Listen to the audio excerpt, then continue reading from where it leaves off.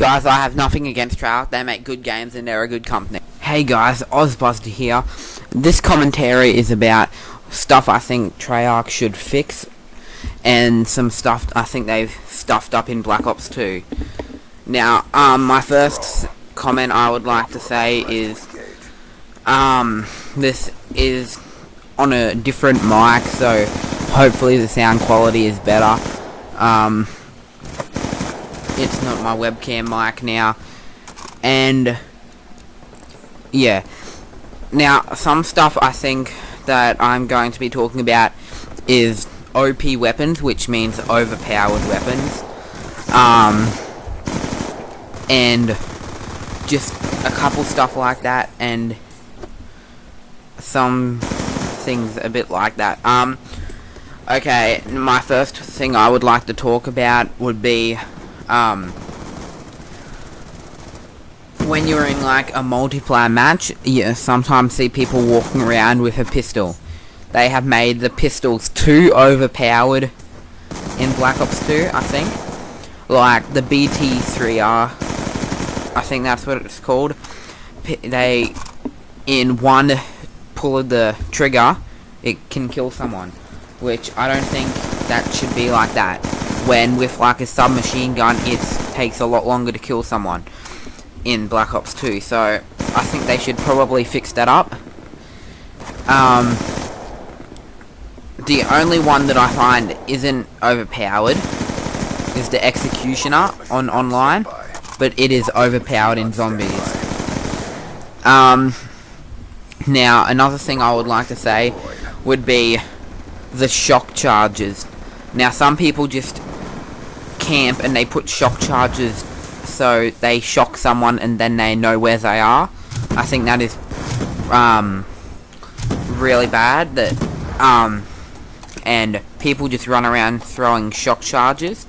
They are becoming too overused in Black Ops 2, and I think that Treyarch should do something about it. Like, they stun them, but they don't come up with like that thing on your screen, so it doesn't show that they've walked into it or whatever, because they shouldn't really be used for that, and that annoys me a lot.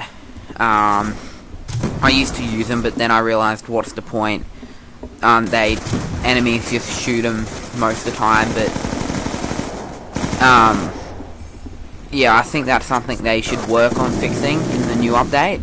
Now, I'm not saying anything's bad about Treyarch. I do like Treyarch. They're a real good game-making division. And they make great games. Now, zombies. Some stuff I would like to talk about in stuff they've stuffed up would be, in Nuketown, the perks dropping in. Now, you get quick revive on solo play straight up. It drops in, and then the perks randomly drop in.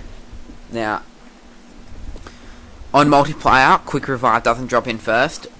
You usually have to wait till about round 5, then a perk drops in. But I think it's really stupid, because you usually get Juggernaut last.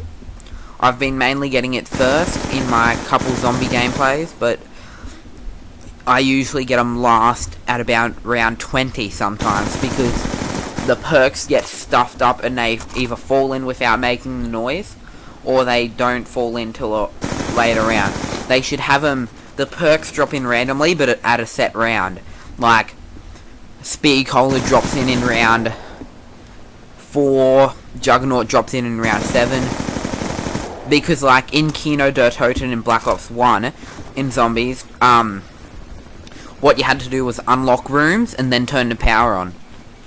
Now, I reckon, basically, you'd get to about round 7, or sometimes about 15 or something like that, to get Juggernaut. And Juggernaut's usually the first perk, because that's the closest perk and the best perk to you. Now, another thing I think they should fix is the war machine. They should make it either a bit more powerful, or just sort of take it away. It is really stupid. And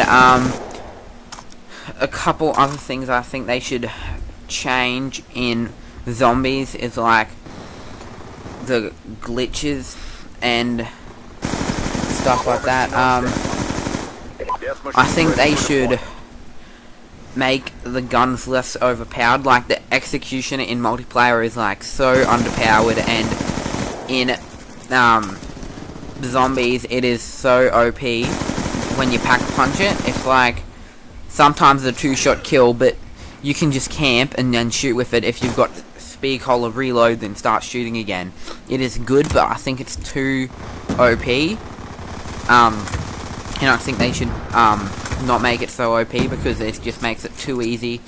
And yeah, and some people just camp with it, and I think that's really stupid. And it doesn't use any skill of training, so that's something I think they should fix. Now I also think they should fix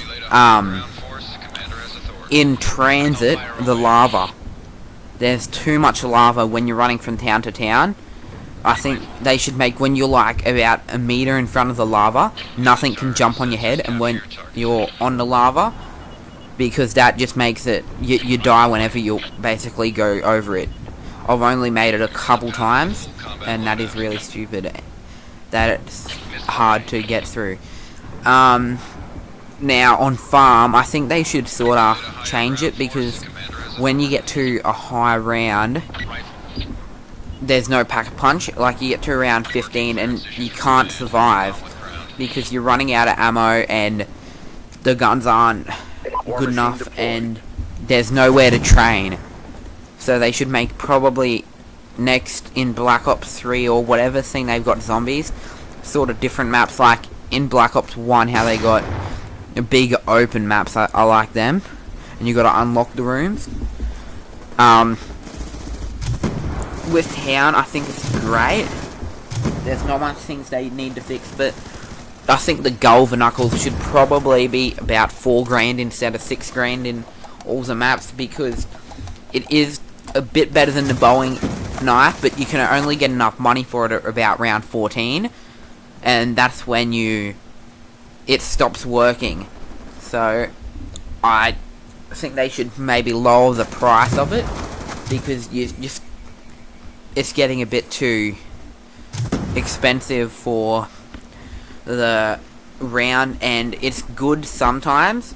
Like if you've got an LMG out and you're about to reload and you're corner trapped by a zombie, you can whack it 2 or 3 times and get out of there. That is good, but I think maybe about $4,000 I reckon would be a bit better, because as I said, you get to like round 14 or 15 death machine spinning up before you can use it. So that's some of the OP stuff and things I think Treyarch should look at fixing in updates or change in Black Ops 3 when it comes out in like 2014 or 2015. So thanks for watching, guys. This has been Ozbuster.